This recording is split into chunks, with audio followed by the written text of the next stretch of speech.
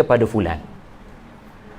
Kemampuan untuk menerangkan apa dalam fikiran sehingga difahami oleh pihak yang kedua. Okey. Saya nak beli budu. Jadi pekedai menunjukkan di mana lokasi budu, lalu berlakulah komunikasi. Ya, antara tafsiran bayan adalah komunikasi. Jadi anda bertanya untuk menunaikan hajat anda, dan pihak yang diluahkan hasrat menunaikan permintaan anda. Persoalannya, apa keperluan Allah Subhanahu wa taala selepas memperkenalkan dirinya sebagai yang Maha Pengasih, yang terus menerus mengajar Al-Quran dan menciptakan manusia, tiba-tiba menyebut dialah juga yang mendidik manusia untuk berbahasa dan berkomunikasi.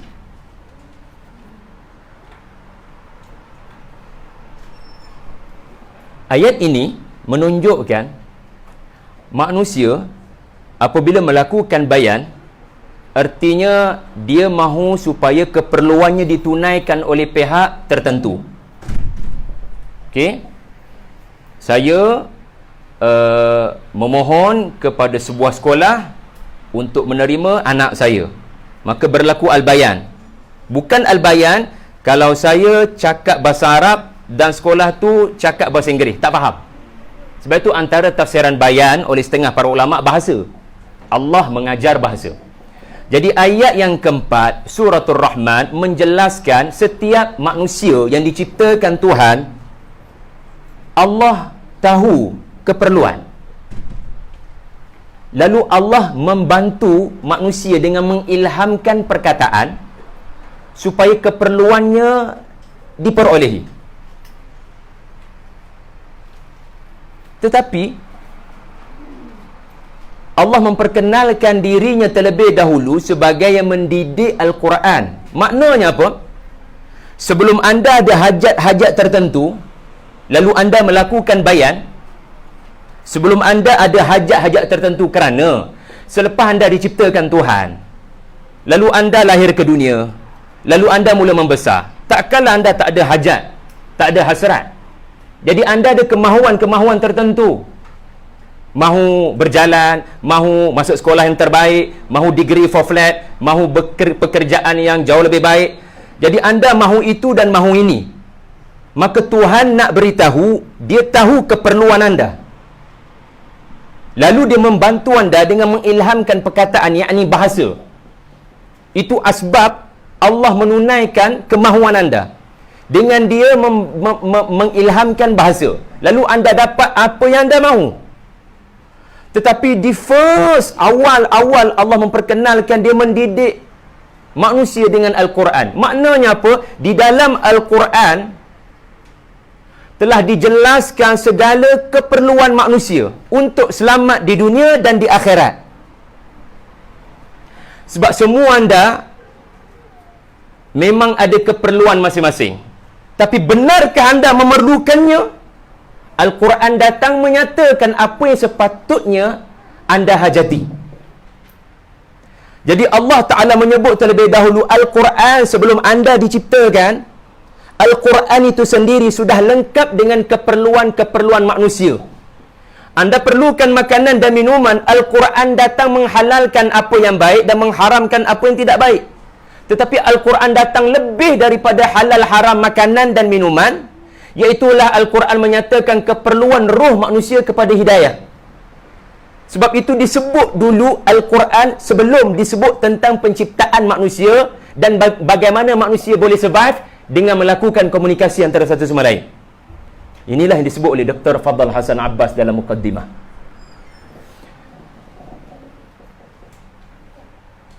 Sebab itu beliau menyebut apabila Allah mengajar Al-Bayan, ini menunjukkan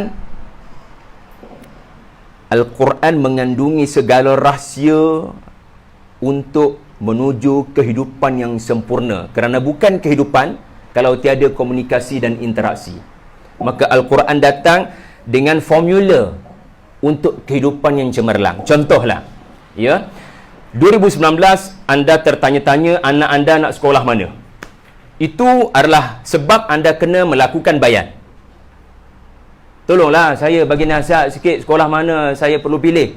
So bayan berlaku, anda menerangkan hajat anda, lalu diberikan pendapat oleh orang-orang tertentu. Tetapi jauh sebelum anda berhajat, Allah Subhanahu wa taala telah menurunkan Al-Quran dengan prinsip pendidikan anak. Pilihlah sekolah mana pun, yang penting dia dapat agama. Bukankah dalam Al-Quran penuh dengan cerita anak yang dibesarkan dengan agama? Contohnya Ibu Maryam, semasa melihat perutnya mula membesar, lalu dia bernazar kepada Tuhan, aku mahu menjadikan anak dalam kandungan ini muharrara, maknanya bebas daripada memperhambakan diri kepada sesiapa melainkan kepada Allah. Bukankah itu salah satu daripada pendidikan agama? Anak diberitahu supaya hanya jadi hamba Allah, bukan jadi hamba pada makhluk. Jadi saya harap tuan-tuan jelas betapa indahnya Allah menyusun Al-Bayan datang kemudian selepas penciptaan. Kerana manusia selepas diciptakan, dia nak survive. So bila nak survive, dia kena communicate. Tetapi dari awal lagi, sejak Al-Quran itu ada, Al-Quran yang telah ada sebelum penciptaan manusia, telah lengkap dengan pernyataan-pernyataan apa yang sepatutnya manusia perlukan. Sebab ada orang dia perlukan harta, lalu dia dapat harta. Tetapi yang dia tidak diberitahu, sebenarnya dia memerlukan agama supaya dia tak jadi korun yang dapat harta tapi kehilangan agama. Amma man istaghna. Abu Jahal antara tokoh yang Al-Quran sebut istaghna. Maknanya, saya tak perlukan Muhammad, saya tak perlukan agama, saya tak perlukan dis Quran. Saya sudah cukup dengan apa yang saya ada. Sebab dia antara orang yang paling berpengaruh di Makkah. Jadi semoga kita tidak memandai-mandai mendefinisi keperluan. Kerana Al-Quran datang menyebut jasad perlukan makan, ruh perlukan hidayah, perlukan petunjuk. Sebab itu di dalam suratul Isra Allah berfirman, Bismillahirrahmanirrahim, Inna hadzal Qur'an yahdi lillati hiya aqwam. Baca ramai-ramai. Inna hadzal Qur'ana yahdi lillati hiya aqwam. Lebih kurang terjemahannya sesungguhnya, tiada keraguan. Kalau nak disimpulkan dengan satu ayat, inilah fungsi Al-Quran. Sesungguhnya Al-Quran itu dalam satu ayat, ia berfungsi, ia bertujuan untuk memandu, memberi petunjuk kepada sesuatu yang lebih aqwam.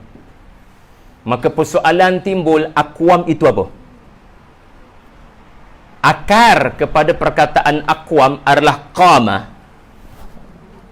berdiri tegak, lalu dia berada pada paras yang paling tinggi. Sebab antara baring, duduk dengan berdiri, manakah situasi jasad dilihat paling tinggi? Diri. Maka As-Sa'di mufassir menyebut aqwam adalah ketinggian. Allah nak jadikan pembaca Quran sebagai umat yang lebih tinggi daripada umat Bani Israel. Bani Israel, mereka dianugerahkan Allah kitab. Nama kitab itu adalah, tuan-puan, kitab apa yang turun kepada Bani Israel? Taurat diturunkan kepada Nabi Musa alaihi salam. Ayat ini menjelaskan Al-Quran menawarkan sesuatu yang lebih, kerana ada aqwam, ada alif kat situ, menunjukkan dia ada lebih daripada apa yang ada dalam Taurat. Taurat adalah kitabullah, tetapi Al-Quran datang dengan petunjuk yang lebih daripada apa yang dibawakan oleh Taurat. Kerana barang siapa baca suratul Isra, surah ini bermula dengan Allah Ta'ala menyebut tentang kerosakan yang bakal dilakukan oleh Yahudi Bani Israel di akhir zaman. Hujung Allah Ta'ala cerita tentang kerosakan mereka. Allah Ta'ala menyimpulkan, umat Muhammad, agar kamu tidak menjadi seperti Yahudi Ahlul Kitab, maka mestilah berpegang teguh dengan Al-Quran. Kerana, ini ayat dia, kerana Al-Quran akan memberikan anda petunjuk yang akwam. Akwam artinya adalah akan membawa umat ini ke arah ketinggian dan kemuliaan. Maka Fadl Hasan Abbas kata apa? Berdasarkan ayat ini, perkataan akwam bermakna untuk Allah jadikan umat Muhammad ini lebih mulia daripada umat-umat yang lain di atas muka bumi, maka Al-Quran tak ada satu pun situasi kehidupan anda melainkan Allah telah menjelaskan keperluan. Tiada satu pun situasimu melainkan Tuhan telah menjelaskan keperluan. Apa perlu buat bila anda sakit? Bila anda kaya, apa perlu anda buat? Bila anda bekerja bawah majikan, apa perlu anda buat? Bila anda menjadi penguasa, apa perlu anda buat? Bila anda menjadi orang tua, apa perlu anda buat? Bila anda menjadi anak muda, apa perlu anda buat? Benarkah Al-Quran memaparkan, kalau tidak pun apa yang saya sebut tadi, keperluan, cerita? Orang sakit ada dalam Quran. Siapa? Ayub, Yaqub.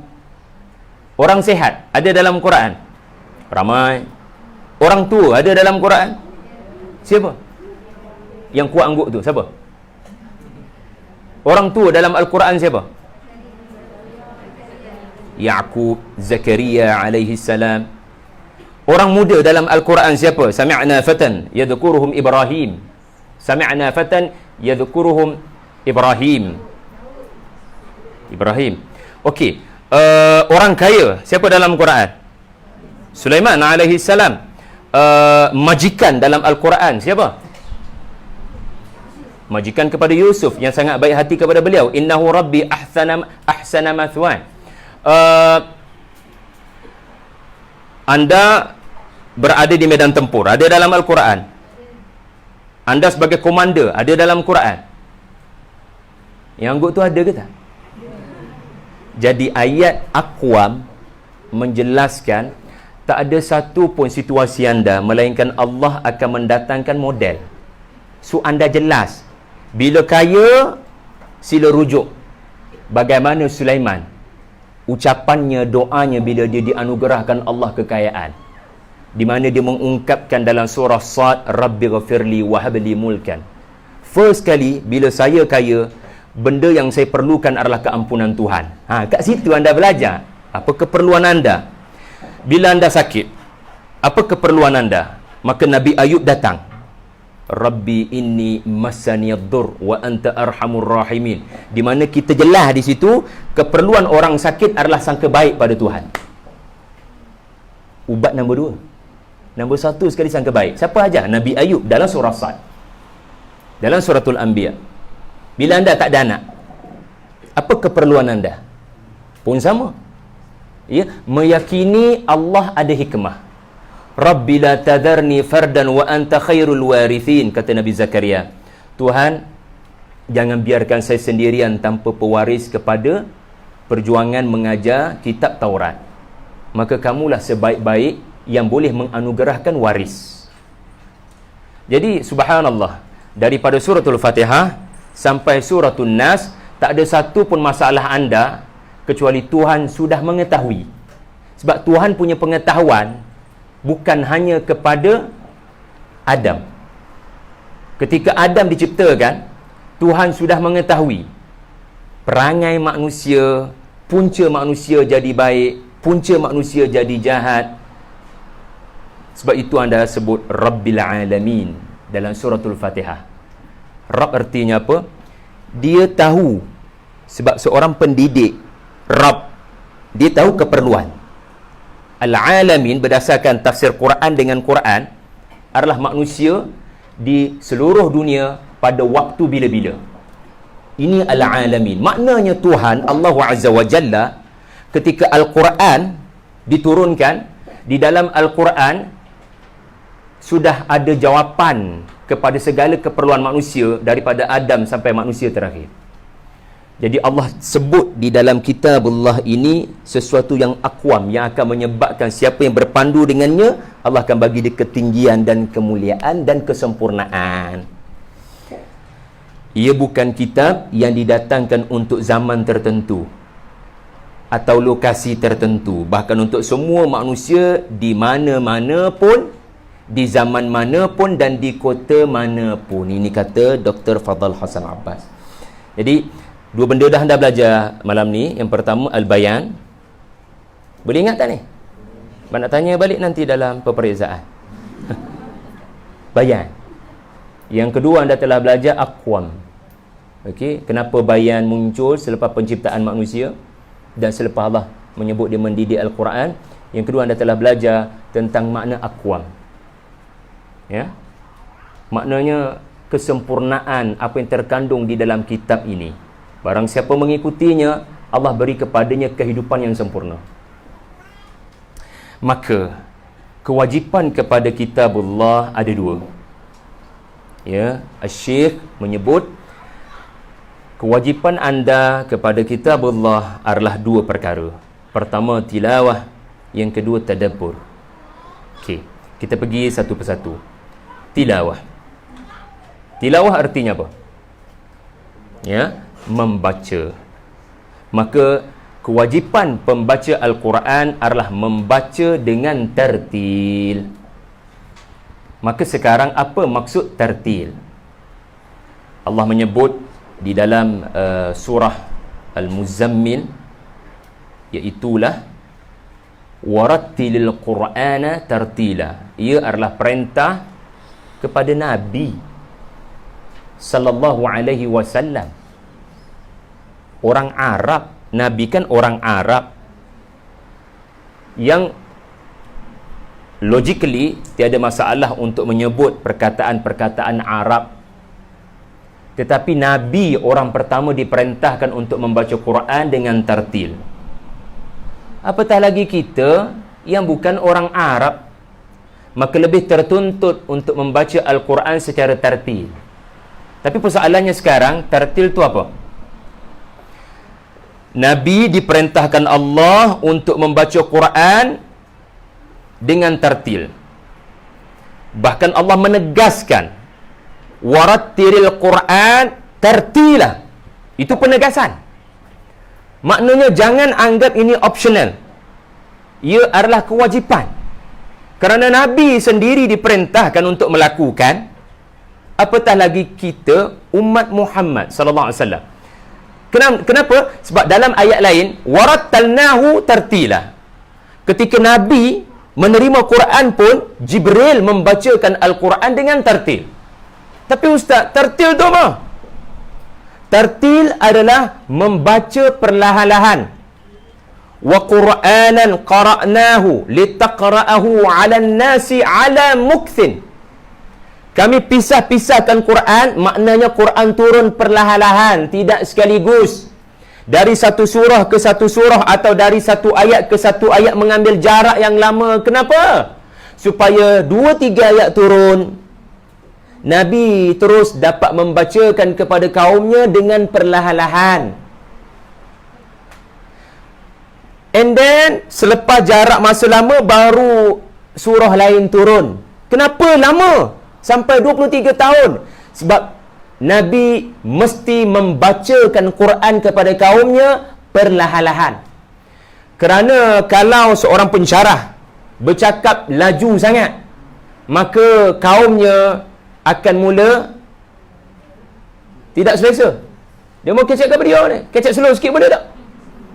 Tartil adalah sifat zahir seorang pembaca Quran, iaitulah mementingkan sebutan. Di sinilah lahirnya tajwid. Dan seumpama dengannya yang membabitkan, sebut molek perkataan tu. Sebagai contoh, Iqra bismi rabbikal ladzi khalaq, khalaqal insana min 'alaq, Iqra wa rabbukal akram. Ada orang baca wa rabbukal akram, kaf jadi qaf, jaga molek. Itu sudah tidak tertil, kerana al-akram artinya Tuhanmu yang sangat pemurah. Tetapi anda tukar kaf kepada qaf, al-akram, ia adalah unta yang dicucuk hidungnya. Astaghfirullah. Baca yakin tu wa rabbukal akram. Sebab tu dulu saya memang kena ketuk oleh guru-guru tajwid. Sebab salah baca, salah makna. Wa rabbukal akram alladhi 'allama bil qalam. 'Allama, ain. Anda tukar sahaja cara baca, alladhi 'allama bil qalam. 'Allama yang mendidik dengan qalam. 'Allama yang menyakitkan dengan qalam. Astaghfirullah. Nasiyatin, nasiyatin, kadhibatin, khati'ah. Anda terlalu Melayu, sa tu tak biasa. Nasiyatin, kadhibatin, khati'ah. Nasiyah, ubun. Abu Jahal dan orang-orang yang perangai sepertinya akan dihumban ke dalam neraka menerusi pegangan malaikat pada ubun frontal lobe di hadapan ni, dihumban dengan cara malaikat pegang di sini.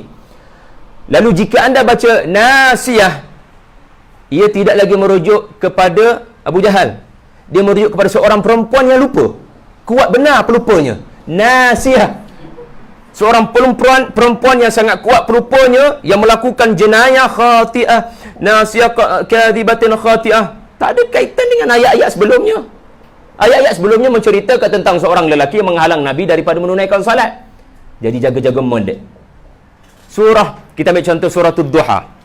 Wala sawfa yu'tika rabbuka fatarda. Wala sawfa yu'ti, ta bukan ta, ain bukan hamzah.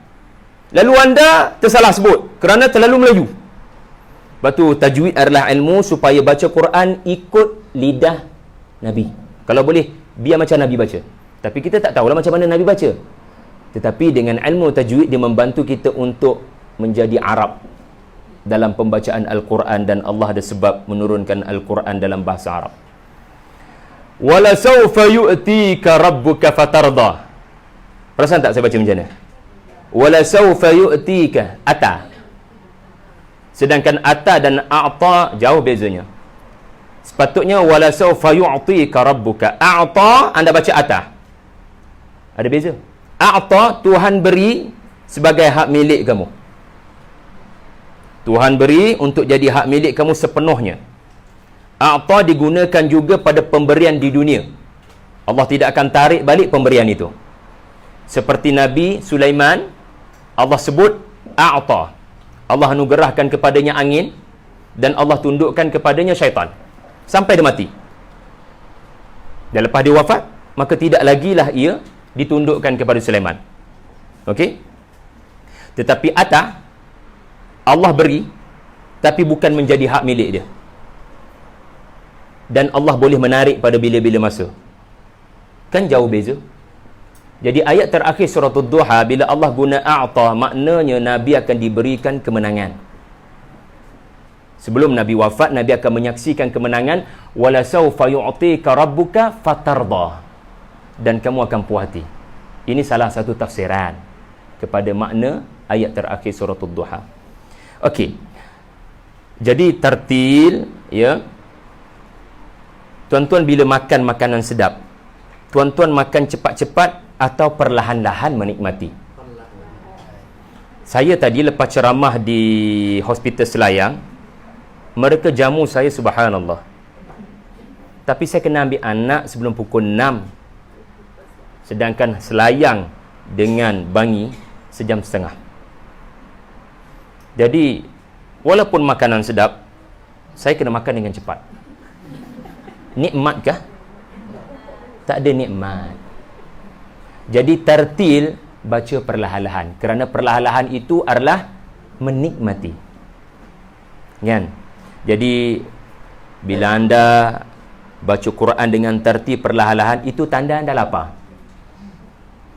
Quran mesti didekati seperti anda kelaparan. Ya, sebab tu Khidir alaihi salam yang Allah sebut dia diberikan rahmat. Musa menemuinya semasa dia lapar. Ikan tak ada. Ikan kan tak ada. U-turn balik. Bila U-turn, dia lagilah lapar. Betul tak? Ketika di kemuncak lapar, Allah datangkan someone yang diberikan rahmat. Macam itulah juga Quran yang Allah isytihar sebagai sumber rahmat. Sebab tu kita nanti puasa. Kita lapar kerana bulan kita berlapar, turunnya rahmat Allah namanya Quran. Kerana perut kosong ini adalah simbolik kepada kita akan menghargai apa yang akan diberi. Kalau dah kenyang, hidanglah macam mana sekalipun, sama ada tak pandang langsung atau minum air je. Jadi ada sebab Allah perintahkan baca perlahan-lahan, kerana bolehlah diperumpamakan menikmati makanan perlahan-lahan bagi seorang yang lapar. Walillahil mathalil a'la. Tuan-tuan, dengan menyebut perlahan-lahan perkataan-perkataan Al-Quran, ya, ia boleh membantu hafazan ke tidak? Ada di sini yang hafizul Quran? Dengan menyebut perlahan-lahan, dia boleh membantu hafazan ke tidak? Cuba anda tak setuju dengan saya. Ustaz, dengan membaca laju pun dia membantu hafazan. Betul tak? Cuba jangan angguknya, cuba giling sekali-sekali. Astagfirullah. Setuju ke tak setuju dengan membaca perlahan-lahan? Wadduha wal-laili idza saja ma wadda'aka rabbuka wa ma qala. Dia membantu hafazan. Membantu ke tidak?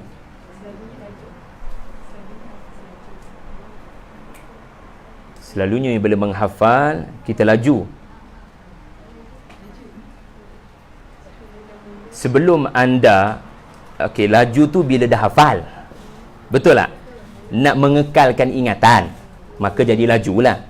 Tetapi untuk boleh ingat apa ayat lepas ni, betul tak dengan baca kali pertama perlahan-lahan boleh membantu hafazan? Kenapa baca perlahan-lahan boleh mula membantu anda mengingat apa next ayat? Bagaimana membaca perlahan-lahan secara tertil boleh membantu anda tambat ayat selepas ni? Sebab bila anda baca perlahan-lahan, anda mula membanding bezakan atau bertanya ustaz, kenapa yu'tika? Kenapa tidak? Kenapa salah saya baca yu'tika? So anda mula dibetulkan bacaan, lalu anda mula bertanya, di mana salah saya kalau saya terbaca begitu pun? Guru tajwid betulkan anda. Lalu guru tajwid menerangkan, kalau demo baca allama, maknanya begini nak. Tapi kalau kamu baca allama, begini maknanya. Lalu anda ditegur oleh guru tajwid anda, akibat dari baca cepat sangat, anda tidak menyebut dengan betul perkataan tu. Lalu anda diberitahu kesan salah baca kepada makna. Lalu bukankah dengan mengetahui makna, anda akan mudah menghafal? Sebab itu saya nak anda rujuk lepas ayat 4, ayat apa? Ayat 5 lah. Lepas ayat 4, ayat 5 cerita pasal apa? Suratul Muzammil. Warattilil Qur'ana tartila inna sanulqi 'alaika. Siapa ada Quran? Bantu saya. Betul tak ayat 5? Ha. Ayat 4 cerita pasal zahir mesti sebut dengan betul ayat Quran. Ayat 5 datang batin Quran ini, dia punya maknanya berat. Ayat 4 mengenai zahir Quran, mesti dibetulkan bacaan, perkataannya, kalimahnya dibaca dengan betul. Tapi ayat 5 datang bagi tahu kerana konten Al-Quran jika difaham, ia sebenarnya sangat berat. Mana ada kitab selain daripada kitab ini yang memberitahu tentang masa depan, akhirat. Jadi Dr. Fadl Hasan Abbas membawa hadis Nabi SAW muttafaqun alaih, di mana Nabi bersabda, maknanya berjanji setialah kamu dengan Al-Quran, kerana demi jiwa Muhammad yang berada di tangannya, Al-Quran itu amat senang terlepas seperti unta daripada ikatannya. Maknanya barang siapa bila mula menghafal Al-Quran, untuk ayat-ayat itu keluar daripada hafalannya dan memorinya sangat mudah berbanding semasa mula menghafal. Masa kita hafal, dia tidaklah susah. Tetapi untuk mengekalkan memori itu susah. Kerana mudahnya syaitan mengganggu kita, lalu terkeluarlah satu persatu ayat-ayat yang sudah masuk ke dalam memori kita. Sebab itu Nabi SAW bersabda lagi, innama mathalu sahib al-Quran kamathali sahibil ibil al-mu'aqqalah.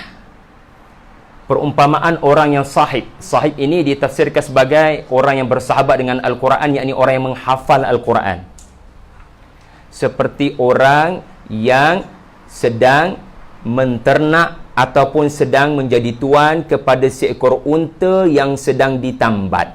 Mu'aqqalah, ditambat, dicucuk hidungnya, ditambat. Okey. In ahada 'alaiha amsakaha. Di mana unta ni, kalau anda ikat, maka anda akan menahannya daripada lari. Tetapi kalau anda melepaskan ikatannya, lalu dia pergi. Itulah perumpamaan kepada Al-Quran dalam memori anda. Betapa mudahnya ia lari seperti unta yang terlepas daripada ikatan. Maka anda perlu melakukan usaha untuk mengingati hafalan supaya tidak mudah terlepas seperti unta yang terlepas daripada ikatan. Maka cara untuk supaya anda boleh ikat hafazan tu kekal lama dengan cara tadabbur,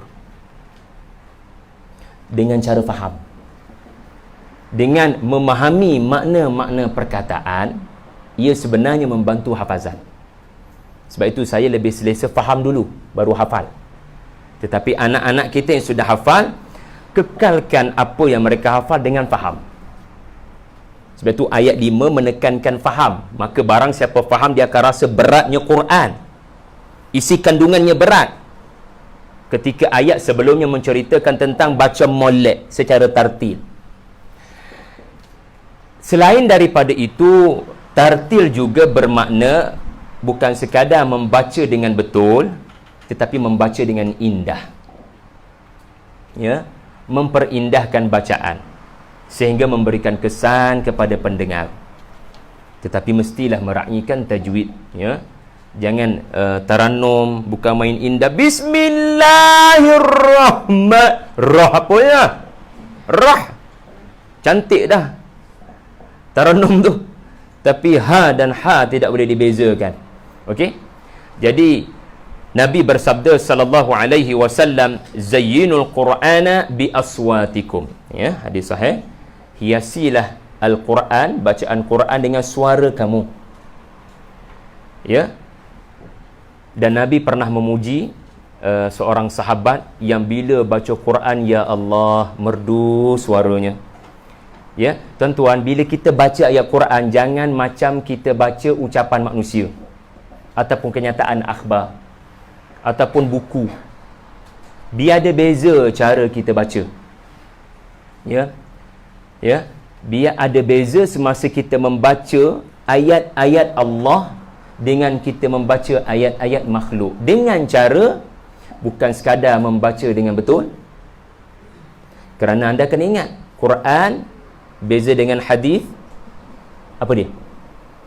Hadis, Quran, dua-dua datang ilham, maknanya daripada Allah.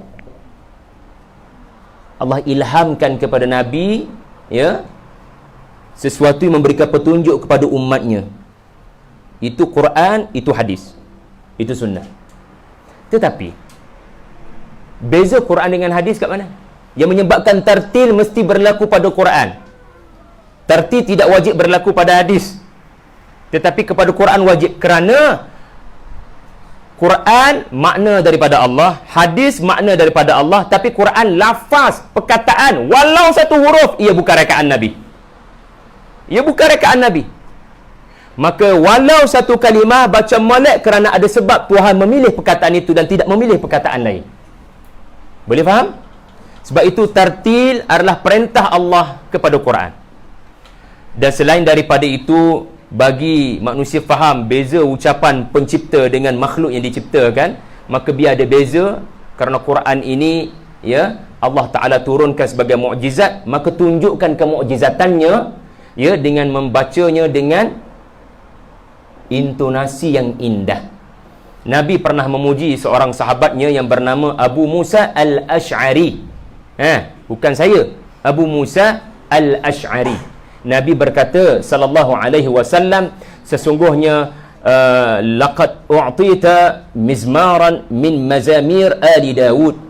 Kamu dikurniakan, ya, suara, ya, yang dikurniakan kelebihan itu kepada keluarga Daud. Cerita Nabi Daud di dalam Al-Quran, antara cerita Nabi Daud di dalam Al-Quran adalah membabitkan bila dia baca Zabur, burung pun datang. Anda bila baca Quran, apa yang datang? Subhanallah. Nabi Daud bila membaca ayat-ayat Allah dari kitab suci Zabur, burung-burung datang kepadanya, mahsyurah, datang kepadanya, berkumpul, kullul lahu awwab, setiap satu persatu burung bertasbih, tunduk dan taat kepada Allah bersama dengan Nabi Daud. Ini bukan sekadar cerita tentang mukjizat, ini cerita juga tentang kepentingan taghanni, apa yang disebut-sebut sebagai menyanyikan Al-Quran, ya, dengan memahami, dengan meraihkan tajwid. Jadi tuan-tuan, kalau Allah kurniakan anda bakat suara, ya, tak salah menyanyi, kan, lagu-lagu tertentu, tetapi gunakan juga bakat suara dan peti suara anda untuk supaya orang rasa takjub dengan Al-Quran, tidak difaham makna ayat, tetapi rasa seperti ini muzik yang paling indah dalam hidup. Tak faham, tapi jin masuk Islam. Kerana sami'na Qur'anan ajaba, kami dengar sesuatu yang dibacakan yang sangat ajaib. Yahdi lillati, ya, yang memberikan mereka petunjuk. Baiklah, setakat tilawah ada soalan. Apa yang telah anda pelajari? Yang pertama tadi anda telah pelajari mengenai bayang. Yang kedua anda telah pelajari tentang aqwam. Yang ketiga anda juga telah mempelajari tilawah ini berlaku dalam dua bentuk. Yang pertama, membetulkan tajwid bacaan. Kena struggle untuk belajar tajwid. Tapi janganlah sepanjang hidup hanya belajar tajwid. Ada perkara-perkara yang perlu dilakukan selepas tajwid. Tajwid hanya proses. Matlamat daripada tajwid adalah di akhirnya anda akan bertanya soalan, kenapa kena baca alama? Tak boleh ke alama? Kerana saya sangat Melayu. Lalu guru menerangkan, dek, alama maknanya begini, alama maknanya begini. Menerangkan makna sampai faham, itulah tadabbur. Jadi dua T ini tidak boleh dipisahkan. Tidak boleh dipisahkan. Ini kewajipan kita kepada kitabullah. Tilawah unsur zahir, tadabbur adalah unsur batin. Demikianlah Al-Quran sentiasa menegaskan keseimbangan. Keseimbangan apa? Ya, Al-Quran ini isi kandungannya hebat, tapi janganlah baca leke-leke. Terlalu ramai orang tak kenal Quran dari kalangan non-Muslim. At least dia kena dengar muzik yang begitu indah for the first time. Tetapi Al-Quran juga menegaskan, baca sedap pun penting. Tapi bila ditanya apa makna, jangan kata tak faham. Jadi tartil kita telah pelajari tadi berlaku dalam dua bentuk. Yang pertama, betulkan cara baca, ya. Dan yang kedua, perindahkan bacaan jika mampu, Tapi kalau kena pilih salah satu, ustaz, baca dengan betul ke faham ayat? Saya kena pilih satu je. Sebab saya akan mati lagi 2 jam. So, saya kena belajar cara sebut ke, ataupun saya kena belajar apa makna ayat? Tuan-tuan bagi pendapat. Jika terpaksa memilih salah satu daripada dua, sebab saya dah mengaji dengan guru tajwid tu 30 tahun, tapi saya still salah baca. 30 tahun still salah baca. Maka tak apalah, yang penting faham. Tak apalah, yang penting faham. Ya? Ya? Sebab tadabbur adalah matlamat Al-Quran diturunkan. Ya? Proses menuju tadabbur adalah tilawah. Sebut dengan betul perkataan. Sebab bahasa Arab adalah bahasa yang anda akan dapati bunyi macam sama, tetapi maknanya berbeza. Dalam dunia bahasa Arab, tuan-tuan, nazala dengan anzala beza. Okey? Jadi sebutan betul sangat penting. Okey, sekarang kita bergerak kepada apakah makna tadabbur. Kata Syekh Fadl Hasan Abbas, tadabbur, ya, bermakna anda tidak hanya berpada kepada sebutan yang betul, tetapi anda cuba berfikir apa makna di belakang ayat-ayat ini. Sebab tadabbur dia berasal daripada satu perkataan yang bermakna belakang. Belakang. Yuwallunal adbar. Seseorang akan dimurkai Allah bila mereka berperang, tiba-tiba yuwallunal adbar, mereka undur ke belakang. Adbar, mereka undur ke belakang. Yang qalib ala aqibai, mereka takut kepada musuh, lalu undur ke belakang. So daripada depan anda pergi ke belakang, itu namanya adbar. Sebab itu anggota tubuh kita pun ada depan, qubul, ada belakang, namanya dubur. Kerana makanan berjalan dari depan menuju ke hujung. Menuju ke hujung. Iaitulah yang disebut sebagai tadi. Jadi bila sebut tadabbur, maknanya setiap ayat-ayat yang tertulis dalam mushaf itu zahir. Maka tartil apa tadi? Tartil baca perlahan-lahan, dengan sebutan yang betul, dengan kalau boleh perindahkan bacaan.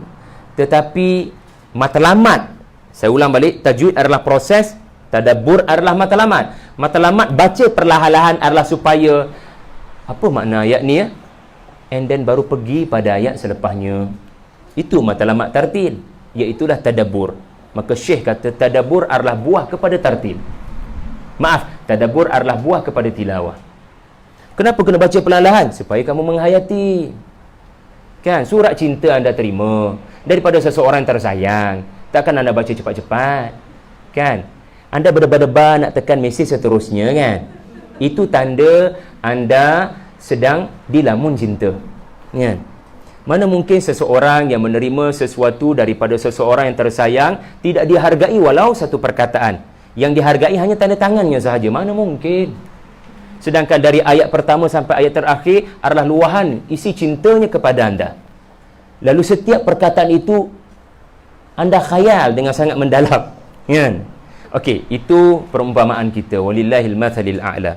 Jadi setiap yang ada di depan anda, ayat-ayat Quran, ada di belakangnya. Jangan tuan-tuan faham di belakang anda baca surah Al-Fatihah, anda pun buka belakang dia. Belakang di sini maknanya di sebalik. Di sebalik perkataan, kita ambil contoh di sebalik ayat tu secara zahir menyebutkan mengenai Nabi Sulaiman, ya, apabila mendapati ada jasad atas kursi pemerintahannya. Jasad maknanya tak ada roh, jasad manusia sudah tidak ada roh, ada atas arasnya. Lalu dia pun kembali beristighfar kepada Tuhannya. Dia kembali redha kepada Allah atas kewafatan anaknya. Itu salah satu tafsiran. Jasad atas singgasananya yang diletakkan oleh bidan-bidan ni, ya, adalah jasad anaknya. Itu zahir. Itu zahir. Anda baca terjemahan, itu zahir. Tetapi tadabbur, fikir sekejap. Fikir sekejap. Apa di belakang makna ayat ini? Kerana anda faham satu perkara. Quran turun kepada siapa? Quran turun kepada siapa? Saya dah sebutkan tadi, Al-Quran tidak turun hanya kepada certain manusia di zaman dahulu. Al-Quran turun daripada Rabb seluruh manusia di mana-mana sampai bila-bila. Al-Alamin. Artinya dalam pengetahuan Allah, segala keperluan anda, Allah tahu. Maka turunnya Al-Quran adalah untuk menerangkan keperluan-keperluan utama. Nak benda lain tak apa, tapi yang utama jangan diabai. Yang utama jangan diabai. Jadi, fahamlah anda, Allah nak ajar daripada ayat ini. Bila anda tadabbur, kadang-kadang apa yang anda tadabbur, hasil tadabbur tak sama dengan orang lain. Bila saya amati cerita Nabi Sulaiman, ya, meratapi ataupun redha di atas kewafatan anaknya, lalu dia kembali beristighfar, ya, awab kepada Tuhannya. Lalu anda memahami ayat itu bukan hanya turun untuk bercerita tentang orang terdahulu. Ayat itu sebenarnya ditujukan kepada kamu. Lalu cuba sedaya upaya untuk membina connection. Agaknya Allah nak beritahu apa kepada saya? Satu hari nanti saya akan diuji dengan kehilangan orang tersayang. Maka prinsip yang saya perlu ada adalah sikap Nabi Sulaiman. Ini keperluan semasa saya susah. Kan? Bayan, bila anda dalam susah, anda kehilangan anak, apa bayan yang berlaku? Anda perlu untuk meluahkan isi hati anda kepada orang yang memahami untuk release tension anda. Bila anak anda, orang yang paling anda sayang meninggal dunia, apa keperluan anda? Pasti anda ada keperluan. Anda ada hajat. Ya, anda perlu kepada berita gembira.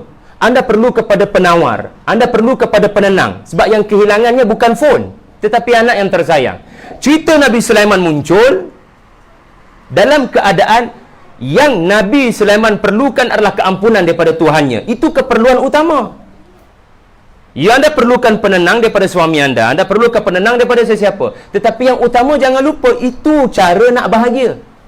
Betul, Quran, 'allamal Quran, khalaqal insana 'allamahul bayan. Bayan biasanya akan berlaku bila anda ada masalah. Bila anda ada masalah, anda bermusafir, anda merantau, untuk anda berkomunikasi, tunaikan hajat saya. Tapi Quran telah menerangkan daripada qasas, perumpamaan yang Ustaz Syahmi bentangkan, daripada hukum hakam, semuanya adalah pernyataan keperluan utama sebagai seorang manusia yang hidup atas muka bumi. Okey. Jadi, seseorang yang melakukan tadabbur, dia kena faham satu perkara. Orang yang nak melakukan tadabbur, dia kena faham satu perkara. Sekadar tilawah anda berada di permukaan. Dengan melakukan tadabbur, anda sedang menyelam. Bila saya sebut permukaan dan menyelam, apa dalam fikiran anda? Lautan. Al-Bahar. Dan itulah yang disebutkan oleh Allah apabila Allah membuat perumpamaan tentang kalamnya. Bismillahirrahmanirrahim. Qul law kana al-bahru midadan li kalimati rabbi lanafida al-bahru qabla an tanfada kalimatu rabbi walau ji'na bimithlihi madada. Okey, dah baca belum hari ni? Suratul Kahf. Hari Sabtu dah ni. Katakanlah wahai Muhammad, kalaulah seluruh lautan al-bahar, seluruh lautan atas muka bumi midadan, ya, dijadikan, ya, sebagai qalam, ya, untuk menulis kalam Tuhan. Disebut oleh para ulama, kalam Tuhan ini adalah hikmah-hikmah yang menunjukkan bijaksananya Allah.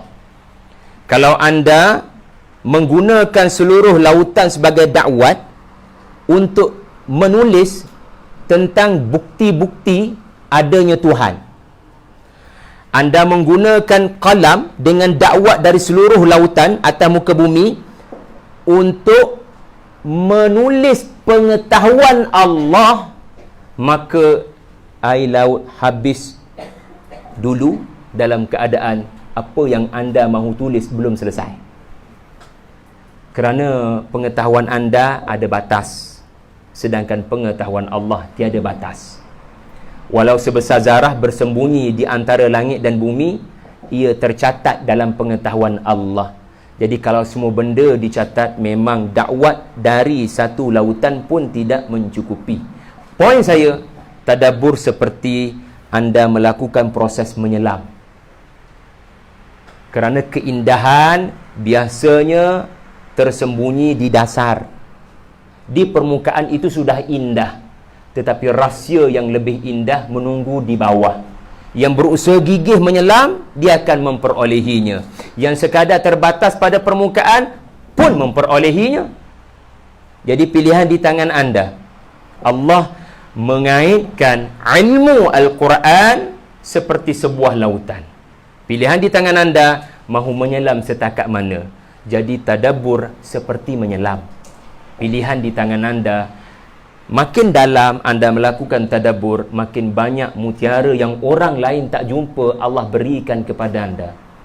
Banyak benda-benda hebat tersembunyi di dasar lautan. Tak mudah untuk memperolehinya. Dan seseorang yang melakukan tadabbur mesti ada kayu ukurnya. Betul tak? Maka Allah sebut di dalam surah Az-Zumar ayat 23, ya, kita ada lebih kurang 20 minit lagi. Baca ramai-ramai boleh? Allahu nazzala ahsanal hadith kitaban mutasyabihan mathani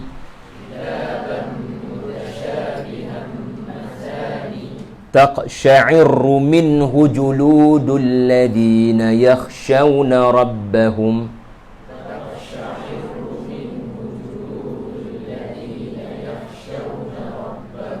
thumma talinu juluduhum wa qulubuhum ila dhikrillah.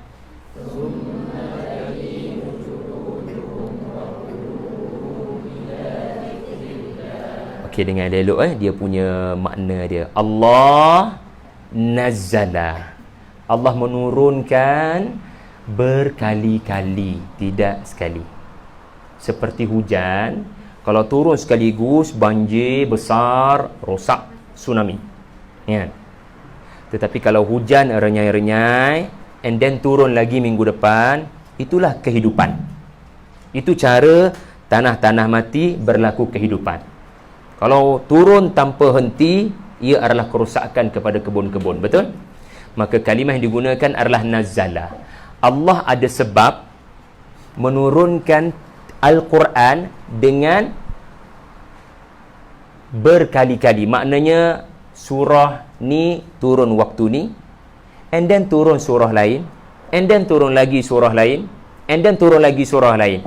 Dalam fikiran anda, bila sesuatu turun dan turun dan turun, waktu berbeza-beza, barangkali apa yang nak disampaikan berbeza. Betul tak? Sebab kejap turun yang lain, kejap turun yang lain, kejap turun yang lain. Dalam fikiran anda, maknanya barangkali yang baru diturunkan ada perkara yang mahu disebut yang tiada pada sebelumnya. Betul tak? Lecturer bila bagi nota, minggu pertama dia bagi satu nota, minggu kedua dia bagi nota lain pula, minggu ketiga dia bagi nota lain pula. Dalam fikiran anda, maknanya setiap nota topik yang berbeza. Betul tak? Tetapi beri perhatian. Pertama, keyword penting al-hadith. Keyword yang kedua, mutasyabih. Keyword yang ketiga, mathani. Okey? Allah menurunkan berkali-kali sebaik-baik hadis. Maknanya apa? Hadis itu apa? Hadis ini adalah Al-Quran yang di dalamnya terkandung cerita-cerita. Hal ataka hadithu Musa? Hadis itu tu cerita. Jadi Nabi, cerita Nabi Musa turun sekali je ke? Cerita Nabi Musa, kita ambil contoh cerita Nabi Musa, berkali-kali turun. Sampai Nabi Hijrah pun ada cerita Nabi Musa. Cerita Nabi Musa boleh dikatakan sangat kerap muncul di pelbagai surah di dalam Al-Quran. Dalam fikiran anda, bila Allah turunkan cerita Nabi Musa, and then turunkan lagi cerita Nabi Musa, and then turunkan lagi cerita Nabi Musa, barangkali ia adalah cerita yang berbeza-beza. Betul tak? Tetapi bila Allah Ta'ala menyebut perkataan hadis, ia adalah cerita yang benar. Ia menghasilkan makna yang berbeza, yang tidak disebut pada apa yang sebelumnya. Kerana hadis itu juga bermakna baru. Ya, cerita yang sama. Cerita Musa nampak api dalam kegelapan semasa nak balik ke Mesir. Kemudian turun lagi kepada Nabi cerita yang sama. Musa nampak api bersama keluarga nak balik ke Mesir. Lepas tu turun lagi cerita yang sama. Tuan-tuan akan dapati cerita Musa ternampak api dalam kegelapan, rasa saya lebih kurang 3 kali dalam Quran. 3 kali. Surah An-Naml, surah Taha detail sikit, dan Allahumma salli ala Muhammad, surah Tasimin. Tapi ada 3 kali. Tetapi Allah menyebut pertama sekali hadis. Makna hadis, orang yang melakukan tadabbur, memerhatikan dengan teliti, mendalami dengan teliti, dia tak akan jumpa perkara yang sama. Zahir nampak sama.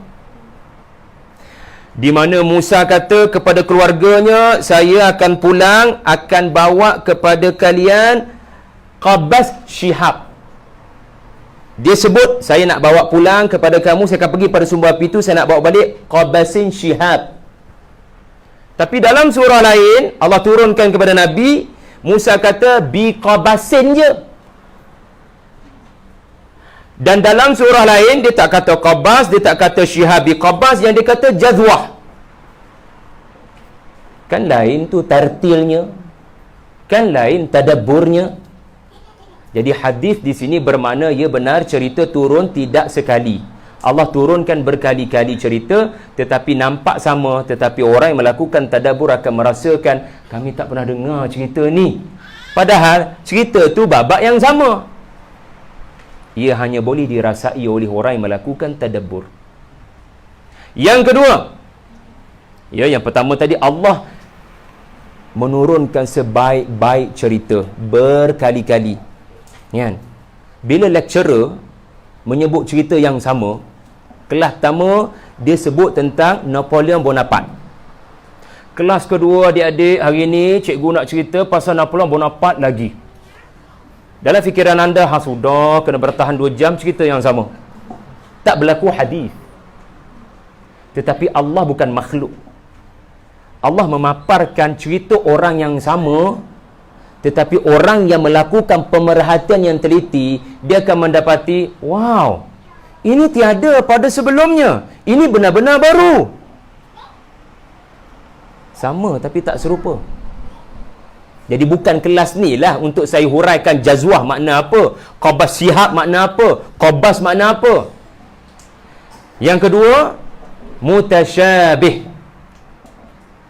Orang yang melakukan tadabbur, dia akan mendapati yang kedua, mutasyabih. Mutasyabih ni apa tuan-tuan?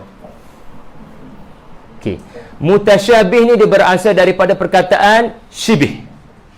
Syibih ni sama. Samalah.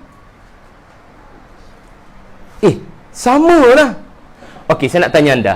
Dalam Quran, ada tak cerita pertembungan kumpulan yang hak dengan kumpulan yang batil? Ada ke tidak? Ada kan? Contoh? Ada ustaz, contoh zip mulut. Talut dengan jumlah yang kerdil, kumpulan yang hak berdepan dengan kumpulan yang batil, Jalut. Tapi saya nak tanya anda, ada tak cerita pertembungan kumpulan yang hak kerdil jumlahnya dengan kumpulan batil yang ramai yang lain dalam Quran? Habis itu buat apa suratul Anfal? Cerita pasal orang yang berada dalam perang Badar. Ada lagi tak cerita lain kumpulan yang kerdil menang ke atas kumpulan hak? Okey, sekarang ni kita ketepikan kerdil menang ke atas yang besar. Sekarang ni yang hak menang ke atas batil. Lagi banyaklah cerita. Yang hak yang membina bahtera. Allah berikan kemenangan ke atas, yang batil ditenggelamkan Allah. Jadi anda akan dapati apa jua cerita, kesan emosinya hadis berbeza-beza, tetapi Allah menegaskan perkara yang sama. Orang yang berada di pihak yang benar akan menang. Sebab itu dipanggil tafsir tematik. Pernah dengar tak? Okey. Kebersihan. Kita ambil satu contoh tema, iaitulah kekuasaan dalam Al-Quran. Okey. Ada tak dalam Quran cerita-cerita yang mutasyabih, sama, iaitulah cerita tentang orang yang berkuasa tetapi rosak dengan kekuasaannya? Ada tak? Adakah anda akan mendapati satu cerita sahaja? Allah beri dia kekuasaan, and then tiba-tiba dia mengaku Tuhan. Anda akan dapati bukan hanya dalam suratul Baqarah yang dinisbahkan kepada Namrud. Anda juga akan mendapati mutasyabih. Ada cerita yang sama, iaitulah seseorang yang mengaku Tuhan namanya Firaun dalam suratul Nazi'at. Anda baca suratul Kahfi pun sama, di mana seorang raja mahu merejam mereka yang tidak mengiktiraf ketuhanannya. Sebab pemuda-pemuda Al-Kahfi kata apa? Rabbuna Rabbus samawati wal ardi lan nad'u min dunihi ilahan laqad qulna idzan syatata. Ini menunjukkan penguasa pada waktu itu mengaku dirinya Tuhan. Jadi cerita yang sama, mutasyabih, banyak dalam Quran. Sebab tu ulama buat tema. Dia sebut satu tema, dia masukkan pelbagai ayat dari pelbagai surah kerana adanya mutasyabih, ada persamaan. Tetapi sekiranya diamati dengan teliti, yang sama tidak serupa. Jadi perkara yang kedua anda akan mendapati Al-Quran ada banyak cerita sama, tetapi ingat Allah letak pakej sekali, mutasyabihan mathani. Mathani ni maknanya diulang dan diulang. Tema-tema penting di dalam Al-Quran Allah ulang-ulang dengan cara yang berbeza-beza, dengan cerita yang berbeza-beza. Kenapa? Dia menurunkan Quran, dia cipta manusia, dia tahu manusia ada satu naluri bosan, dengan cerita yang sama. Ataupun tak terkesan dengan cerita yang terlalu direct menegur dia. Contoh, orang Arab Quraisy, dia kenal Ad dan Samud sebab mereka ni orang Arab. Nabi terangkan pasal Ad dan Samud, kemusnahan diorang. Diorang buat tak tahu. Lalu apa yang berlaku? Hadis, datang cerita lain. Tetapi mutasyabih, ada persamaan, iaitulah kemenangan Nabi dan kekalahan kaum yang berdosa. Iaitulah cerita daripada mana? Bukan daripada Arab. Cerita daripada Mesir.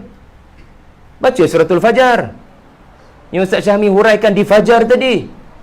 Cerita Ad ada, cerita Samud ada, tetapi ada juga cerita. Assalamualaikum tuan-tuan. Ad, Samud, yang ketiga wa Fir'aun dzil autad. Fir'aun. Subhanallah, kan? Mathani maknanya Allah Ta'ala menegaskan prinsip prinsip yang telah disebutkan sebelumnya dengan cara yang berbeza. Dan akhirnya, daripada proses yang membabitkan anda kena teliti, sekarang Allah mendatangkan kayu ukur. Ada sesuatu berlaku kepada kulit mereka, kepada riak wajah mereka. Taqsha'iru minhu juludul ladina yakhshawna rabbahum. Tuan-tuan, apabila anda meneliti Al-Quran, anda bukan sekadar sepatutnya merasai emosi yang berbeza-beza.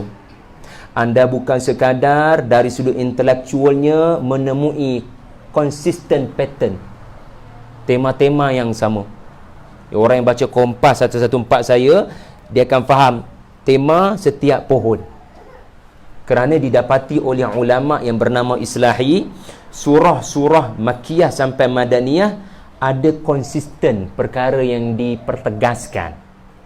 Ya, dari surah ke satu surah memang ada pelbagai hadis perkara-perkara baru, tetapi sentiasa ada perkara sama yang ditegaskan. Lepas tu nanti anda akan belajar Makkiyah dan Madaniyah. Apa jua surah Madaniyah? Ada yang mutasyabih. Apa dia? Yang mutasyabih pada 2/3 Al-Quran anda Makkiyah. Asal baca je surah Makkiyah, anda akan menemui perkara yang sama. Apa dia yang sama? Mutasyabih. Allah itu Esa. Mana ada surah lain datang yang menyokong kepada syirik? Tak ada. Maka penegasan secara konsisten. Surah Makkiyah, nanti kita akan belajar. Surah-surah Makkiyah ni anda akan dapati antara perkara mutasyabih, kebanyakan surah ini memerintahkan Nabi sabar. Jangan angkat senjata. Kan mutasyabih. Jadi anda akan dapat kesan kalau anda buat kajian. Tetapi di akhir daripada ayat ini, bukan tadabbur kalau tidak berlaku bergetar. Taqsha'iru ni berlaku kegoncangan kepada tubuh anda. Tuan-tuan pernah berada dalam suasana terketar-ketar? Pernah tak anda berada dalam keadaan terketar-ketar? Ya. Tapi terketar-ketar anda kerana lepas mandi di musim sejuk di Mesir. Ketar-ketar. Tapi tahukah anda, Nabi pernah menggigil ketakutan kerana ternampak Jibril alaihi salam. Jadi taqsha'iru, tahtazzu, kata para ulama, berlakunya ketakutan yang sangat mendalam, khasyah, tetapi kerana takut yang amat sangat membaca ayat-ayat neraka. Dan surah Makkiyah antara yang mutasyabih adalah Allah sebut neraka syurga. Itu Makkiyah, mutasyabih. Tetapi orang yang melakukan tadabbur, dia akan menemui hadis perkara-perkara baru. Neraka dalam surah As-Sajdah tak sama dengan neraka dalam suratul Mulk. Tetapi mutasyabihnya neraka. Neraka dalam surah As-Sajdah, siapa yang nak keluar, Allah tarik. Dia nak keluar lagi, Allah tarik. Dia nak keluar lagi, Allah tarik. Itu yang berulang dan berulang dan berulang, di mana setiap penghuni neraka dia sentiasa nak keluar. Tak sempat dia nak bergerak, malaikat tarik masuk dalam balik. Kullama aradu an yakhruju minha.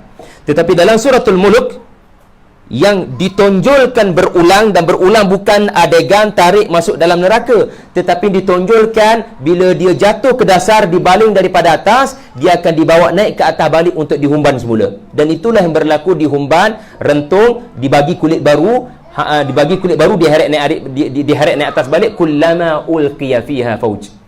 Jadi tak sama hadis. Tetapi kalau setakat boleh hurai beza dari sudut intelek, tapi orang tu sendiri tak terasa getaran dan ketakutan, belum lagi berlaku kepadanya tadabbur. Dan selepas dia takut, hatinya kembali lembut. Talin ni maknanya dia jadi lembut kerana Al-Quran tidak pernah hanya menggerunkan anda sahaja.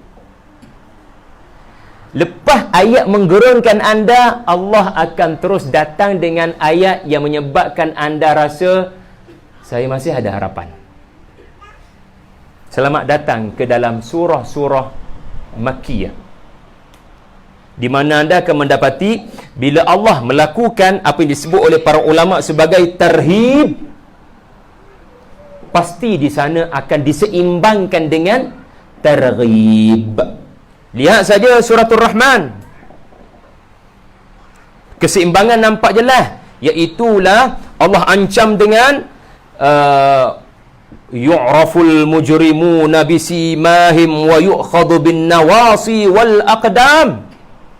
Setiap penjenayah bila bangun daripada lubang kubur, tak payah disoal siasat, dia bangun saja, orang dah tahu ada tanda, lalu orang sudah tahu yang dia akan ada masalah di depan nanti.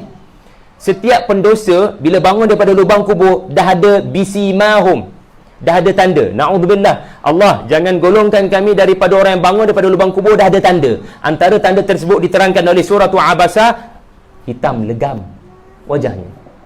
Dia akan diheret dengan yu'khadhu bin nawasi wal aqdam.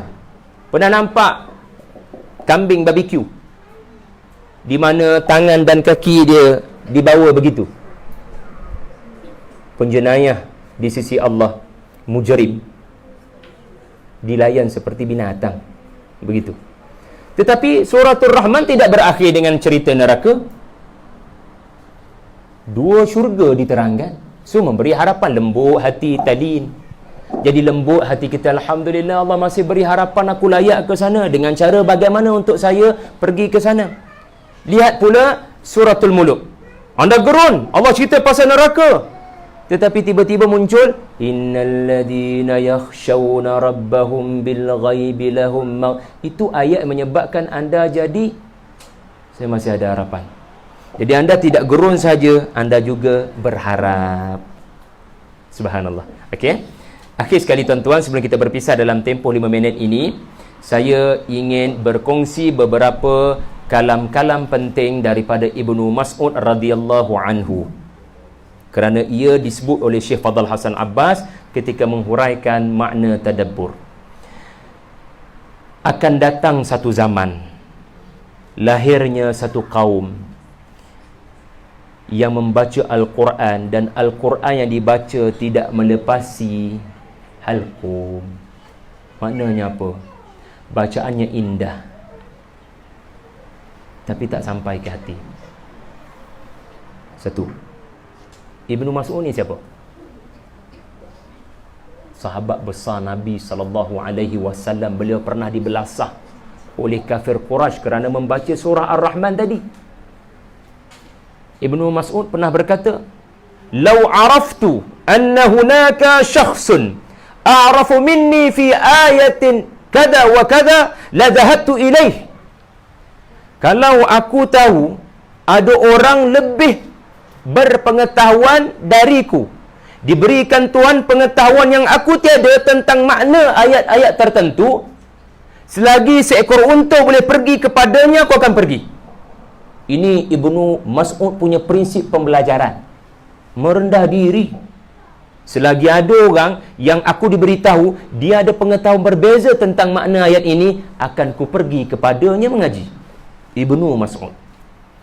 Ya, saya tak sempat nak hurai banyak. Yang inilah yang paling penting. Saya nak akhiri dengan yang ini. Ini adalah wasiat, 5 wasiat Ibnu Mas'ud radhiyallahu anhu. Dengar elok-elok Bila berinteraksi dengan Al-Quran, mesti berlaku 2 perkara, zahir dan batin. Zahir apa dia? Tilawah. Batin apa dia? Tadabbur. Okey.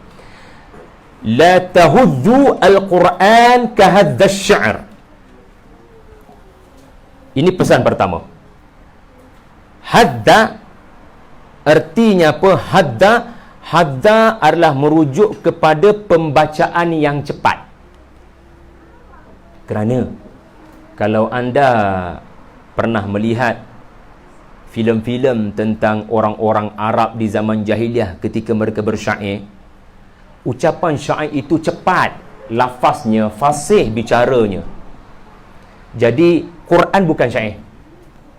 Kalau anda baca cepat, anda seperti menganggap Al-Quran seperti syair. Wa ma 'allamnahu asy-sya'ra wa ma yanbaghi lah. Jadi tolong bezakan Quran dengan syair dengan membacanya perlahan-lahan. Ini yang pertama. wasiat daripada Ibnu Mas'ud, jangan membaca Al-Quran seperti membaca syair. Biarlah ada beza, kerana hadda merujuk kepada penyair yang membaca syair dengan laju sehingga tidak kedengaran huruf-huruf tertentu kerana lidahnya cepat membaca. Orang expert dalam bidang syair, dia terlepas sebut sesuatu huruf pun orang still faham. Quran tak begitu. Anda tergugur satu huruf, anda dalam bahaya di sisi Allah. Jaga-jaga, tertil diperlukan. Kerana kalau anda tambah satu huruf, tadabbur akan menyebabkan anda faham makna ayat. Beza sangat besar bila anda tambah atau gugurkan sesuatu huruf.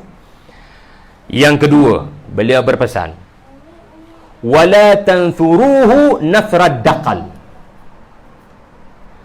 Daqal ni tuan-tuan merujuk kepada tamar yang redi, yang kering, yang rosak. Jadi Ibnu Mas'ud sedang memperumpamakan pembaca Al-Quran seperti seseorang yang memungut tamar-tamar yang digugurkan, yang gugur, dia pungut semua tamar, dan sekarang lepas dia basuh, dia nak makan. Maka bila dia nak makan, anda makan tamar basah, tamar yang sempurna kah, atau anda makan dakal? Dakal apa dia tadi? Tamar yang rosak. So tamar yang rosak artinya apa? Anda campak. Maka janganlah anda tansuruhu, mencampakkan Al-Quran sebagaimana perbuatan orang-orang yang mengutip tamar melakukannya kepada tamar-tamar yang rosak. Iaitulah tiada sebarang penghargaan kepada apa yang dilalui dari satu ayat ke satu ayat. Kerana tak ada so-called tamar rosak pada ayat-ayat Allah. Jadi tolong hargai setiap quote in quote tamar itu, kerana Al-Quran adalah syifa. Tak ada satu ayat pun melainkan syifa. Semuanya berkhasiat, lima fis sudur. Tetapi ada orang, dia baca je. Dan Ibnu Mas'ud kata orang ni yang baca saja, dia seperti memungut tamar rosak dan buang begitu saja. Tak ada sebarang penghargaan. Al-Quran bukan tamar rosak. Yang ketiga, waqifu 'inda ajaibih.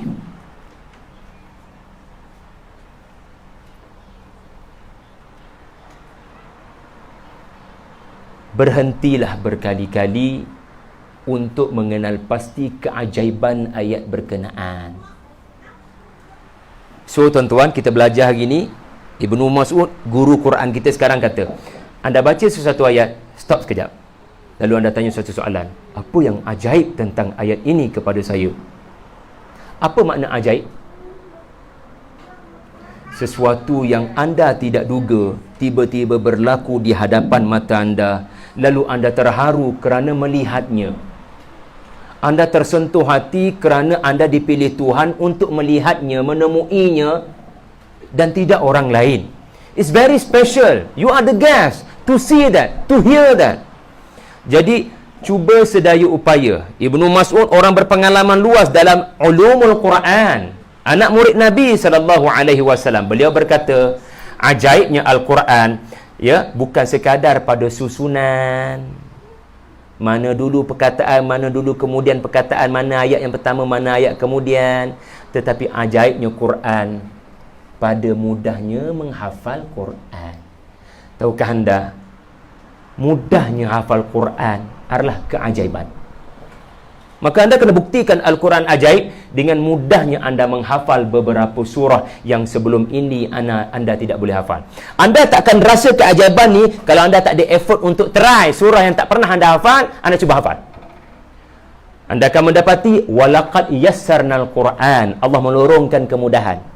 Anda tak pernah terfikir yang surah ini anda akan hafal kerana anda tidak ada pengalaman menghafal. Tiba-tiba dalam seminggu anda berjaya hafal kerana anda bermula daripada tartil dan tadabbur. Bila anda faham makna, dia memudahkan anda hafal.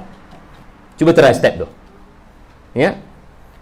Paling kurang mulakan dengan menghafal suratul Baqarah. Waharriku bihil qulub. Allah terlebih masa dah. Waharriku, bukan Syekh Abdul Rahman kalau tak terlebih masa. Waharriku bihil qulub, esok cuti. Dan gerakkan hatimu dengan ayat-ayat Allah. Sebab tu dipanggil tafsir haraki. Bila anda baca ayat ni, hati anda bergerak kepada iman. Jangan sekadar menambah pengetahuan-pengetahuan baru. Oh, ayat ini mengajar saya Big Bang Theory. Oh, ayat ini mengajar saya tentang kepentingan pisang. Suratul Waqi'ah ada ayat pasal wattalhin, pisang. Oh, rupanya ia makanan berkhasiat. Jangan sekadar letak kayuko intelektual. Yang mesti digerakkan menuju lebih baik adalah iman. Iman kepada hari akhirat, iman kepada isi kandungan Quran, iman kepada Rasul yang tersayang. Okey? Kerana apa dalam hati adalah sumber kepada kepribadian seseorang. Bagaimana hati anda akan menentukan kepribadian anda. Maka jaga molek apa yang anda simpan dalam hati anda. Adakah cahaya Al-Quran atau sebaliknya perasaan-perasaan yang dibisikkan oleh syaitan. Qulub ini, kata Nabi, adalah seketul daging yang akan mengawal tingkah laku seseorang. Akhir sekali, wala yakun hamma ahadikum akhir surah. Janganlah kamu menjadikan Al-Quran yang kamu baca matlamatnya adalah bila saya akan khatam surah ini. Yang seharusnya dalam fikiran anda, bila saya akan berfikir tentang surah ini. Subhanallah. Sebab itu, sekejap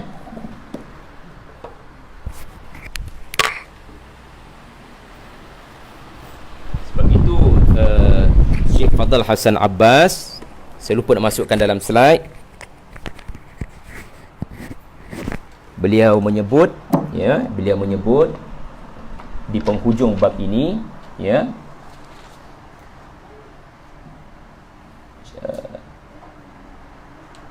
tiada khilaf kalangan para ulama bahawasanya membaca 10 ayat dengan penuh tadabbur lebih baik daripada membaca 100 ayat haddan. Ingat lagi tak perkataan haddan tadi? Baca cepat-cepat dan menganggap ia adalah taman rosak. Tiada sebarang makna, tiada sebarang kefahaman. Ini Syekh Fadl Hasan Abbas kata. Dan para ulama juga qalu, dia menyimpulkan apa yang dibacanya tentang sifat orang-orang terdahulu. Ya, man qara'a juz'an aw suratan fi sa'atin khairun minal ladzi yaqra' al-Quran juz'aini fi sa'ati nafsiha. Membaca satu juzuk Quran dalam tempoh 1 jam lebih baik daripada membaca 2 juzuk Quran dalam 1 jam yang sama. Kenapa? Apa beza? Dah kalau ada 1 jam saya baca laju, saya boleh baca 2 juzuk. Kenapa saya nak pilih 1 juzuk? Kerana yang dipentingkan oleh Allah Subhanahu wa taala adalah tadabbur. Anda faham? Ya. Jadi orang-orang terdahulu mereka baca Quran dengan sangat kerap, dengan kefahaman. Jadi kita pun kena tahu keutamaan, ya. Biarlah sedikit tetapi faham berbanding banyak yang tidak faham. Ibnu Mas'ud berkata lagi, kami ada satu sikap di mana kami takkan pergi kepada ayat-ayat seterusnya. Kami tak akan tanya Nabi ayat-ayat seterusnya, kami tak akan mendalami ayat-ayat seterusnya, melainkan kami dengar dulu daripada Nabi 10 ayat, and then kami akan ajar anak bini kami, dan kami akan jelas terlebih dahulu yang mana halal dan yang mana haram, dan kami akan beramal dengannya terlebih dahulu. And then selesai hal itu, kita pergi kepada Nabi untuk the next syarahan 10 ayat. Subhanallah. Sikap orang-orang terdahulu mementingkan amal selepas faham. Jadi tuan-tuan, saya akhiri panjang lagi. Syekh Dr. Fadhal Hasan Abbas menyebut hadis yang saya terasa sangat hadis ni. Hadis sahih, dengar elok-elok. Orang beriman, orang yang berinteraksi dengan Al-Quran ada 4 jenis. Anda buat pilihan sekarang, anda mahu memilih yang mana? Nabi menyebut ada 4 jenis orang di hadapan Al-Quran.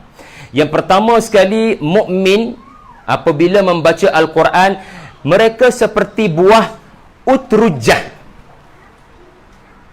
Utrujah ini bila saya belik maknanya, ia adalah buah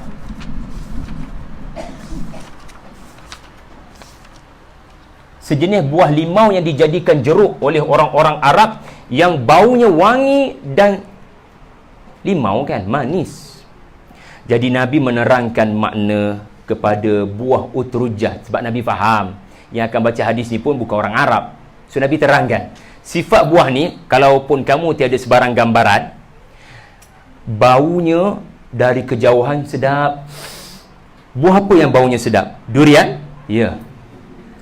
Barangkali itu quote in quote utrujah anda. Ya.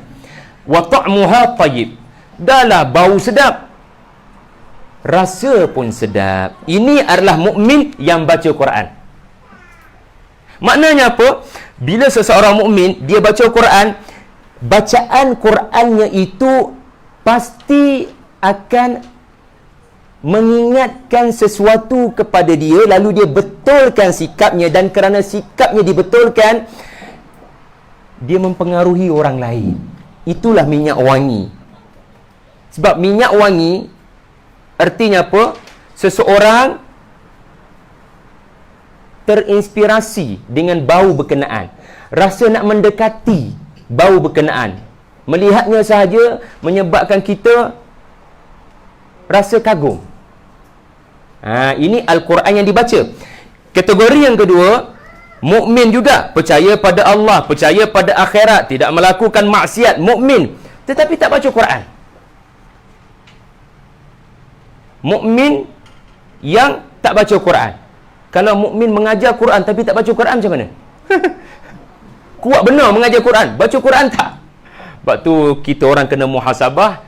Bila pergi jumpa Syekh Salah Abdul Fattah Al-Khalidi, satu hari baca 6-7 juzuk. Allah, aku bagai ditampar-tampar oleh ulama yang mengajar Quran, tetapi dia sendiri baca Quran hingga 6 hingga 7 juzuk sehari, sedangkan dia sibuk dengan jadual mengajar masyarakat dengan Quran. Aku 1 juzuk pun tak lepas dalam masa 1 hari, melainkan bulan Ramadan. Mukmin yang tak baca Quran, mereka seperti buah tamar. Buah tamar mana baunya? Betul tak? Dia tak berbau tapi rasanya sedap. Maknanya dia tu sendiri adalah bagus. Di sisi Allah dia sudah selamat, insya-Allah. Tetapi dia tidak merangsang perubahan orang lain. Quran bila tidak dibaca, dia tidak berikan kepada dia minyak wangi. Orang tidak tertarik untuk mendekati Quran walaupun dia mukmin. Rupanya dengan membaca Quran, dia akan berlaku refleksi. Maka jangan bosan membaca dan mengulang-ulang bacaan Quran. Mesti ada benda Allah Ta'ala akan tegur anda, lalu berlaku perubahan sikap. Kategori yang ketiga adalah munafik. Munafik yang baca Quran sedap. Maka tuan-tuan, jangan ingat Nabi tak tahu. Nabi sudah menerangkan benda yang berlaku di zamannya dan apa yang bakal berlaku sampai ke akhir zaman pada umatnya. Akan ada orang baca Quran sedap dan anda pun barangkali terkesan dan menangis, sedangkan yang membaca Al-Quran adalah orang yang tidak beriman. Jaga-jaga, ya Allah, jangan golongkan kami daripada orang yang mampu membaca Al-Quran dengan baik, bahkan tertil, bahkan tarannum, tetapi tidak beriman kepada apa yang dia baca. Mereka ini seperti buah raihanah. Ya, buah raihanah ini ya adalah wallahu a'lam, sejenis pohon, kita tak kenal lah buah orang Arab ni, tapi Nabi menerangkan satu jenis buah yang baunya sedap. Sedapnya dari kejauhan, tetapi bila dirasai rasanya pahit. Jadi bacaan orang munafik memang sedap, tetapi rupa-rupanya dia ada agenda. Dia membawa racun. Dia suruh orang mendekatinya sedangkan dia melakukan masjid dirar untuk meruntuh dan memecahkan umat. Akhir sekali, munafik yang tak baca Quran, maka dia seperti buah Hanzalah, katanya petola, wallahu alam, saya tak ingat. Tetapi satu jenis buah yang bernama Hanzalah, yang bau pun tak ada, rasa pun pahit. Ya. Jadi ya, peria ke petola? Petola tu apa?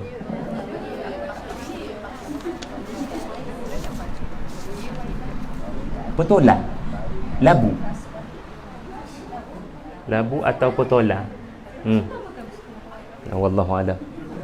Nabi sedang mendekatkan anda dengan buah-buahan, tetapi ramai yang tidak berfikir tentang kenapa Allah jadikan buah ni bersifat begini. Subhanallah, Nabi mendidik kita hargai setiap buah yang anda lihat dibangi. Jadi tuan-tuan, anda pilih mana? Ulumul Quran siri yang pertama, mudah-mudahan kita pilihlah untuk jadi mukmin yang sentiasa tidak menganggap dia baik lalu dia tak baca Quran, melainkan bulan Ramadan. Cuba sedaya upaya untuk baca Quran, tidak bosan membaca Quran, kerana saya akhiri dengan astagfirullah, akhiri lagi ya. Betul lah, ya. Nikmat terbesar Allah kurniakan kepada manusia adalah Al-Quran yang tidak pernah terhenti keajaibannya dan tidak pernah padam cahayanya, tidak bertambah mereka yang mengulang dan mengulang membacanya melainkan kemanisan. Ya, tidak pernah memberikan anda kebosanan yang akhirnya tidak dapat diterangkan dengan perkataan bagaimana Al-Quran telah memberikan anda kebahagiaan. Aqulu qauli hadza wa astaghfirullah li wa lakum wa billahi taufiq wal hidayah. Assalamualaikum warahmatullahi wabarakatuh. Ya, kita jumpa lagi di masa akan datang. Terima kasih banyak atas kehadiran. Dan kalau anda ada soalan, kita boleh berbincang selepas ini secara informal ya, insya-Allah. Terima kasih banyak semua atas komitmen. Kita bertemu lagi di siri yang akan datang. Siri akan datang, kita punya topik adalah mengenai ya, saya akan umumkan nanti. Sebab kitab ni tebal, ada 2 jilid. Saya kena saring mana yang penting-penting untuk anda.